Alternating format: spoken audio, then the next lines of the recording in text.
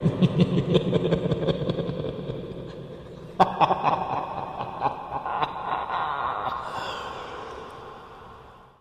live in a haunted house. It is really not bad once you get used to it. In fact, at times, when there's no activity, you can actually get a little lonesome for them. We moved here in 1982. It wasn't long after we settled into our new house that we bumped into the former owner at the local church. She asked us if we had seen the ghost. We didn't know what she was talking about. She said it sometimes appears in the front bedroom, our daughter's room, as a shadowy figure of a woman in a rocking chair.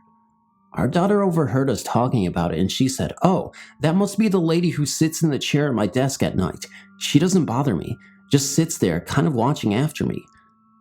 We had noticed some strange things in the house, but put them off to natural causes such as the reoccurring footsteps in the hardwood floors after we went to bed, the strange way the television would turn on and off by itself, other electric appliances doing funny things, and objects disappearing then turning up somewhere else.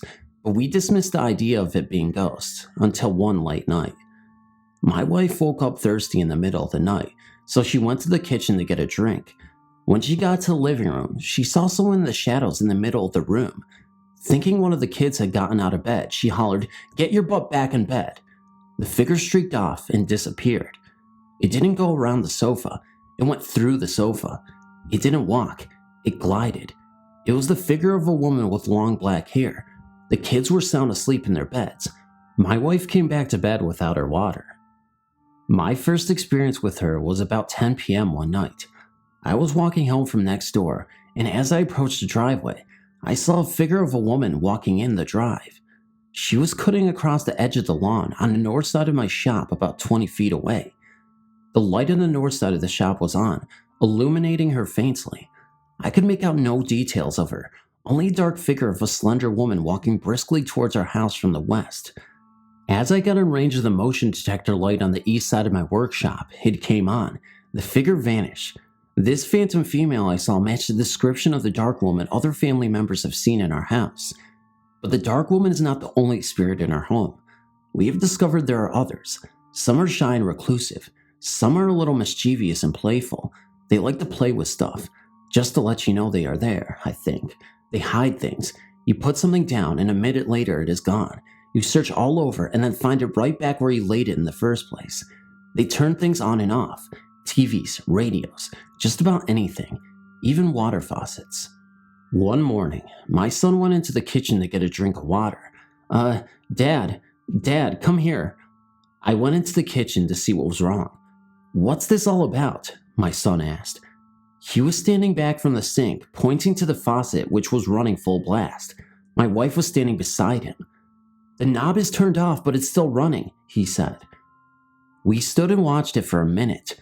Figuring a faulty valve, I started to walk towards the sink to try to turn it off by myself, and suddenly, it just stopped. Turned off all by itself. I looked it over, turned it on, and then turned it back off again. It worked fine. I checked the valves the next day, and everything was functioning properly and has worked fine since. TVs are a real favorite. I was waking up from a nap one evening when I heard the television on in the living room. I assumed my son was home and was watching a movie. As I arose, I heard the television turn off. When I went into the living room, the lights were off, the television was off, the door was still locked, and my son was not there. My wife and I were the only people in the house, and she was still sleeping. I turned on the television, and the same movie I had heard from the bedroom was playing. Radios are popular with them too. On another occasion with my wife, my daughter and I were watching television in the living room. All of a sudden, the CD player comes on and starts playing a CD at high volume. My wife got up and turned it off. Reaction from all of us was very casual. "Go to grandma's if you want to listen to music. We are watching TV," I jokingly said out loud. At the time, my mother was living in a mobile home behind the property. My sister was staying with her. I found out the next day they took my suggestion to heart. My sister called. "I went out to go to work," she said. "The radio in the van was playing. I thought someone left it on. Oh great, now the battery will be dead," I thought. Then I realized the radio doesn't work unless the key is on. I was holding the key in my hand. That's weird, I thought. I unlocked the door and I reached in to turn off the radio and it was already off. It quit playing when I touched it, so I put the keys in the ignition and turned on the radio, and it came on. I turned off the ignition and it went off. Ignition on, radio on. Ignition off, radio off. Does not work without a key. How is it playing without the key in the ignition and the knob turned off? She asked. We have all gotten used to our ghosts now. Our children have grown up around them and have their own stories. Their friends and ours have all been scared out of their wits a time or two, but are accustomed to it now. New friends take a little time to get acclimated though. My son was in his teenage years and most of his friends knew about our house. His new friend Jason did not though. My wife and I had gone out for the evening and my son was having a party. All his friends were over. Everyone was having a good time but Jason. He was tired. Jason was new to Tommy's parties. Jason was also new to our house. If he had known about the things that happened here, he might have not left the main group and gone to the game room where it was quiet. Most of our friends know and have experienced eerie things while here with enough frequency that it really doesn't surprise them. But Jason was new, ripe picklings from a mischievous ghost. So Jason left the party and went into the game room by himself, where he laid on the floor to get a little rest. My son and his friends were only a little surprised to see Jason run into the living room pale and frightened. The pinball machine, Jason said. Flash Gordon, it came on all by itself and started playing itself. There's nobody in there, and it just came on and started playing. Yeah, so? Responded my son's other friend, who was so accustomed to such things here. Flash was Philip's favorite machine, my son explained casually. Philip was our nephew who died in an accident a short time before. He was probably just enjoying a round of pinball, said my son. He is a nice guy. He won't bother you. Everyone went on about having fun, except for Jason. He stuck close to the group for the rest of the night, but he never came back to our house. There have been times when these spirits have saved the day for us. We once awoke to find a fire had started on our patio by a candle left burning when we went to bed. About 15 square feet of one wall covered in rattan was charged from the flames, but somehow, mysteriously, it had gone out by itself. The dry rattan, though very flammable, had just stopped burning. This was not the only time. It had only been a couple of weeks since we buried my wife's brother, Virgil. Tragically, he was killed by a car while walking home. My wife had been cleaning out his mobile home next door. A terrible task, but she faced it with courage and fortitude. Sometimes I think she is operating on automatic pilot. She came home and told me, I saw him, Virgil. He was just standing there in the doorway of his trailer while I was sorting out his things. He said nothing. Then he disappeared. A few days after that, my dad came into the shop where I was working. Do you know the door on Virgil's mobile home is open? He asked. No, I replied. I'll check it out. The home was vacant since Virgil died. We were watching his property while probate proceeded. I walked over and saw the front door ajar. I feared the worst, that the vacant home had been broken into. We were careful to lock the door, and no one else had a key. I carefully entered the premises. The overwhelming odor was unmistakable. Propane, strong. I had to exit immediately. A gas leak. The house was full of it. I went to the rear of the home and found the main gas valve. I turned it off. Covering my mouth, I entered the home again. Quickly, I began opening windows. I could not stay in there for very long. I can't believe this place didn't blow up, I said to myself. It's a good thing the front door was open, but how did the front door get open anyway? Sometimes they go with us, sort of a spirit field trip, I suppose. In 1998, my wife and I took on extra jobs. I was managing and bartending at a local hotel bar, and my wife was the cocktail waitress. I guess they got lonesome for us. No one at home to pester and all, maybe just bored. So they started going to work with us. We were at the lounge. It started out small. TV on, TV off, glasses doing funny stuff, that sort of thing. We had closed for the night. It was clean up time. I was walking to the kitchen when I heard a noise from the juice box. The pages of cards, which show the selections, were flipping on their own. Page after page flipped, all in one direction, then it would switch and go back the other direction. This was just the start. They seemed to prefer after hours at the bar. We were cleaning up one night when we decided the small table and chairs would look better if I moved them farther away from the pool table. I moved them over near the dance floor. I proceeded to clean the rest of the bar. When I turned around, the table and chairs we moved are back in their original positions by the pool table. The next night we decided to mess with them. After closing, we rearranged the entire setup in the bar, tables, chairs, everything. Then we went to my office, got our stuff together to go home, and walked out to find everything back where it was originally. What had taken us a couple of hours to do, they had accomplished in a few minutes. We have lived here in the magic spot about 25 years now. I have notebooks full of activity, notes about ghostly occurrences, sightings, etc. We've never tried photography, but being an artist, I've done paintings of some of the entities we have here. We also experience really odd weather patterns, most often in the winter. Radios and televisions, actually just about any electronic device, is likely to act up when used here, and we have learned more about the history of this area. A local Native American medicine man once told me this place gives them the willies. Teenagers refer to this place and the surrounding area as the magic spot and have many stories about it. Over the years, we have actually had a good relationship with our ghosts, though at times mischievous. For the most part, they just go about their own business and we do the same. We do at times bump into each other, however. Sometimes it is much surprise to them as it is to us. Sometimes it is nice to have them around. Other times it can be quite frightening. I was actually surprised one late night, and it and I streaked off in opposite directions. I don't know which of us was more surprised. They have become as much a part of our home as our family members. It wouldn't be the same without them. As the youngest of 5 children, all boys, and the son of the 7th daughter, of the 7th daughter, of the 7th daughter, supernatural followers will know that means a white witch. I've seen many strange things. I and my brothers grew up in what would be described as a haunted house.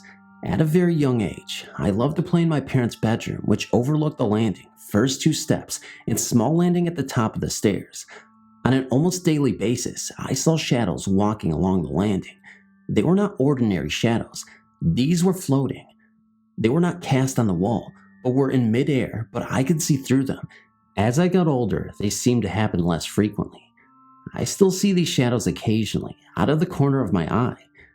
In the early 80s, my brothers discovered the Ouija board method of entertainment, which heralded some very interesting results. On one such session on the Ouija board, the spirit known to us as Paraga put us in touch with a chap called Ray with a message for my father. I can't remember the surname that we were given, but we passed the message on to my father, who accused us of conspiring with my mother to try to persuade him that Ouija board works. Of course, this was simply not the case. It turned out that his friend Ray had committed suicide while my eldest brother was very young. Therefore, it would be impossible for us to know anything about it unless we were told by someone. We simply had no knowledge prior to the session of events that had taken place so many years before. On another occasion when I was 11 or 12, we had a very strange encounter. My mother and father were out for the evening, and my brothers were left to look after me. The session took place in the dining room, which had one exit into the kitchen. From the kitchen, you could exit to the hall towards the front door, or a door latch with one bolt lock to the back garden and side entrance to the property. There was a window looking into the garden that the strange phenomena took place in. It was a strange session that seemed to pick up an angry persona. All of a sudden, there was a bluish glowing light out the back of the house, and the window started to shake violently. As we made a mad dash for the kitchen, the door to the back garden also started to shake violently. We all ran for our lives out the front door and scattered in all directions up and down the road. There was snow on the ground, and I was dressed in PJs and no shoes. It was almost half an hour and much deliberation before we returned to the house and went in. There were no signs of any strange happenings. We used playing cards with letters drawn on the back and yes and no written on separate cards and numbers in the middle of the table in a row, and some excellent shaped wine glasses that were virtually impossible to push. In an early experiment, the glass zoomed round and round with great speed. All of a sudden, it left the table lifting up to the top corner of the room and smashing into small pieces. Even the stem and base broke into pieces, the biggest the size of your little fingernail. Anyone who has ever broken a wine glass will know it takes a tremendous force to break the stem and base to that extent. In 1985, at the age of 15, I was walking home to the family home around 10 p.m. from a friend's house. It was a wet and windy night, and I walked with the collar up on my coat with my chin tucked into the top of my zip, only looking up every now and then to see where I was going. There is a small village in the outskirts of the city, just down the road from the family home. I was walking towards the village, where I would have to turn right to go in the right direction to get home. Approximately 1,000 yards before the road I was walking along came to an end, there's a 10-story block of flats, and next to that, a retirement home. As you get nearer to the end of the road, approximately 500 yards from the end, there was a row of tenant bungalow flats going along the road I was approaching and intending to turn right towards home. To the left was a large grass area between them and the main road. I passed the end bungalow flat, heading to the T-junction with the grass area to my left and approximately 100 yards of space all around me to the nearest object, some small bushes. All of a sudden, I saw a pair of brown shoes come into view a couple of steps in front of me. Startled, I looked up to see an elderly gentleman in front of me. I took a step sideways and went around him. Something struck me as strange, and after a few more steps, I turned around to see nobody behind me. There was absolutely no way that the old man walking slowly with a walking stick could possibly have moved quick enough to get behind something to obscure him from my view in such a short time. In fact, the distance between me and the nearest object was too great for Ben Johnson at his prime to reach before I turned around. It wasn't until I thought about it while walking home that it struck me what it was that was so strange about the gentleman when I first laid eyes on him. Despite being quite persistent, rain and strong wind driving the rain, the man was dry and there were no drops hitting him. He was all dressed in brown shoes, suit, and flat cap. I can't remember the color of his shirt or if he was wearing a tie, but I will never forget his face as he smiled a gentle smile of thanks as he moved out of his way. His features were very clear. I've never seen him since. This village was quite a friendly community where most people knew everyone else, but I did not recognize this gentleman. There were many strange things that happened in the family home, from power cuts that were localized to just our house and the whole street. We had electricity meters that took coins to pay for the electricity supply. If the electricity went out, it should need to be topped up by popping a coin in the slot. Even after putting money in the meter, the electricity would not work. It would be found to have been switched off, and in those days, there were no such things as circuit breakers that would trip the switch. When my father knocked out the dining room window to put in a patio door, we found 3 patio negatives of an old gypsy man. The first of him, out the front of his caravan. Another of him stood on the caravan steps, and the last of him laid out dead. We intended to have them developed. They were missing from the place we put them. We assumed they fell down behind the kitchen cabinet where they were left. When the kitchen was remodeled, there was no signs of them, and other things we assumed had fallen down behind the cabinets. On many occasions, I've told certain people to answer the phone because it was for them, and it was. The problem was the phone had not actually rung until after I had told them, but within a few seconds. I can't explain it, but it still happens. It was in October of 2004, around 3:30 in the morning. I was slowly waking and was in the state where I could hear the TV, but wasn't quite awake. I remember having this eerie, scared feeling, and in my sleep started singing Jesus Loves Me, the old childhood Sunday school song. Anyways, I remember feeling a presence on my legs, real heavy, and I felt something was watching me. I snapped awake and moved, and the thing made a swooshing noise, and my cat even looked up in the air where this went over my head and out the door. I was on the couch and the front door was behind me. My cat was acting funny even before this, and at times, I would come home and feel a nervous, scared feeling like someone was in the house. That's when I saw it. It was the silhouette of the Hat Man. I looked petrified, and I couldn't just shake the feeling. It was almost inside my head, like it was screaming voices at me. The voices released from the Hat Man into my head were all mumbled, so I couldn't really understand any of them. A split second later, there is silence, and the Hat Man slowly fades into the abyss, actually fading into the TV screen, once and for all. I don't know if this has anything to do with the paranormal, or if I'm just losing my mind. Was it sleep paralysis? Was the Hat Man real? Or was it just all in my imagination? I have no idea, but I'm kind of hoping and praying to God and Jesus that this doesn't even exist, and that I'm all hallucinating this just to make myself feel better. As I previously stated, my cat has even noticed weird things that have occurred in this house, and I'm just not sure what to trust anymore. Are my senses going crazy? Am I just in touch with the paranormal? Am I opening up another portal to the paranormal dimension in which beings and spirits, including the Hat Man, come to greet me with demonic images and voices in my head? I don't know, but I'm just hoping that I will never find out the true answer to this mystery. Thank you so much for reading. I know it's short, but thank you. Hey guys, Phantom here. Be sure to like, comment, and subscribe. Share this video because we've come to the end of this video, and that means you have to enjoy it as much as possible by sharing it with the world. No, but seriously guys, yesterday I was supposed to get this video out, but unfortunately I had audio that was corrupted and I lost all the files, all the audio. I was actually going to do train stories and I actually went into a different direction, so I actually like these stories a bit more. So at some point I'm probably going to do the stories over again, you know, the train stories, and I think after a while, when we see the final product, I think it's going to be a little bit better than what I had before. So, truth be told, at least I didn't worry about much because it wasn't the greatest recording ever, and I thought I could do better. So, everything happens for a reason. So, you guys get this instead. Also, one of these stories are stories that I actually written myself, and we're playing fact or fiction once again. So, please let me know in the comments below which story you thought was mine, as opposed to the ones that obviously weren't mine. So there's only 3 to choose from, obviously.